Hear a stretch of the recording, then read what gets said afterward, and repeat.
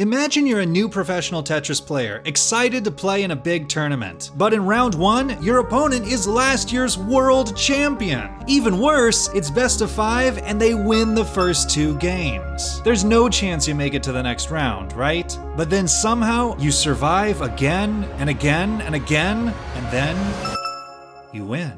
It sounds like a fantasy, but this is what actually happened to a Tetris player named Rose. Are you serious? Rose actually survived that! That may be one of the sickest survivals I have ever seen! That was a 1 in a million game right there. So how did this happen? In this video, I'll be breaking down what made this a 1 in a million match with interviews I recorded with both players at the event. So for Rose, this was only her 4th tournament ever of this type. I only very recently started coming to these tournaments. Figured I just might qualify and see how well I do. But this wasn't an average tournament. It was the 2025 Jonas Cup, the most prestigious Tetris event in North America for the DAS playstyle. The prize pool was large enough to attract not only the top players from around the continent, but also last year's DAS World Champion Robin, all the way from Europe. Robin had never actually competed in the United States before, and had crowdfunded the trip in the spirit of providing a European rival to the top American players at the event. I like playing DAS tournaments. I know a lot of American Tetris people on Discord. I just feel like it will be a fun weekend. But before the tournament even started, Robin had run into a bit of trouble getting there. So I came all the way from the Netherlands and I had a massively delayed flight. My 14-hour travel turned into a 30-hour travel in total. Meanwhile, Rose had a bit of a shorter trip. I came here on an Amtrak from the San Francisco Bay Area. And since this was such a lopsided matchup, Rose joked before the match that maybe she should try using this to her advantage. Very, but I've drank Red Bulls and it's 3 a.m. No, my friends and I were talking about this track where I just feel it a lot. So let's dive into the match, starting with game 1. In Classic Tetris, the goal is simple. Score more than your opponent before the game ends. The best way to score is to go for Tetrises, aka clearing 4 lines at once. But here's the hard part. In order to complete it, you need a line piece, also known as the long bar. And since the pieces are random, you never know how long you'll have to wait for one. Rose needs the bar! Rose needs the bar! Rose is not getting the bar! Robin is gonna get that, and Robin takes game number 1. Crazy game. If we look at the instant replay here, we can actually see that although the long bar is supposed to come on average once every 7 pieces, Rose was in the middle of a 25-piece long bar drought. That is brutal, especially when you're already nervous. I was pretty scared. Robin's a very good player. I didn't think I was going to do very well. In game 2, Rose responds the way a lot of players do under pressure. She started stacking extremely aggressively for risky Tetrises several rows above the bottom of the board. Oh, Rose is gonna go for the dirty Tetris. See if it's gonna come. Dirty Tetris for Rose. Rose still ahead by about 2 Tetrises right now over Robin. It's a fearless play by Rose. But the risk with stacking this high up is that one mistake can end the game instantly when you're relying on long bars to bail you out. Oh, Rose is not gonna be able to get out of that. Got into a mess. That is a 2-0 lead for Robin. And there's another factor at play here too. Rose can hear everything the commentators are saying about her. Yeah, so I messed up. I had music in my ear, but it wasn't loud enough, so I could totally hear the commentators just hyping up the game, going crazy, which was not helping my mental. Meanwhile, the more experienced player Robin had come prepared, with giant headphones to block out the noise. As much as I could, I just had to kind of shut that part of my brain off, focus on the stacking, focus on the game. And then in game 3, something shocking happened. Robin got into a mess almost immediately after the game started. Robin is in deep trouble right now. I don't know if Robin's gonna be able to get out of this. No, Robin cannot get out of it. It is 2-1. Rose is back in this. Wow, just like that. Like we were saying, just play your game and anything can happen. Point difference there. We are neck and neck as it gets. I topped out myself. And in a high-pressure matchup, once the underdog wins a game, the pressure doesn't vanish. It moves.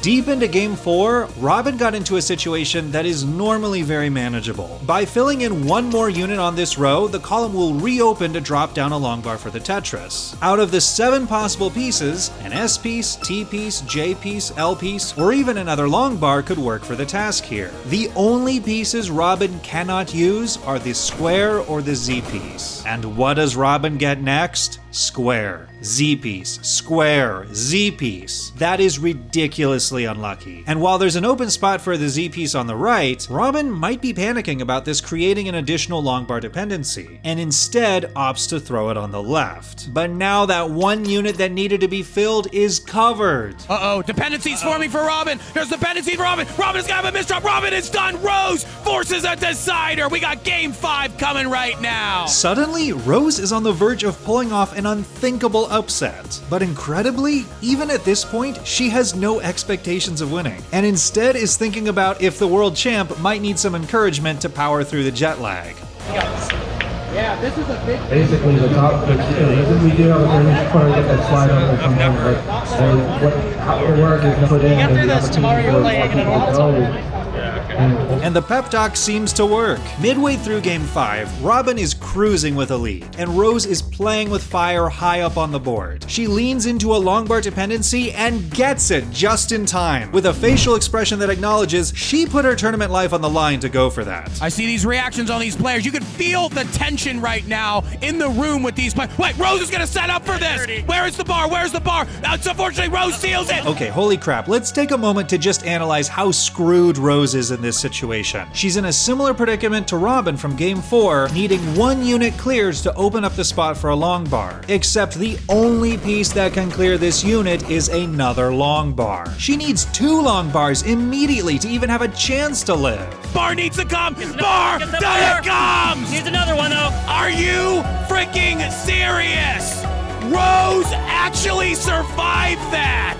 So, of course, I had to ask Rose what she was thinking at that moment. I wasn't thinking anything. I'll be honest, I didn't notice that had happened until Hoyo pointed it out in the Discord and he screenshotted like some of the frames. And I was like, wow, I didn't know that happened. Rose's mindset has shifted to not be fazed by danger anymore, which is crucial as she immediately got into another do-or-die situation that needs a long bar. Wait, and we're ready right there. Rose is gonna get another triple to get that all the way back down against another double. That may be one of the sickest survivals I have ever seen with Das. I am not kidding.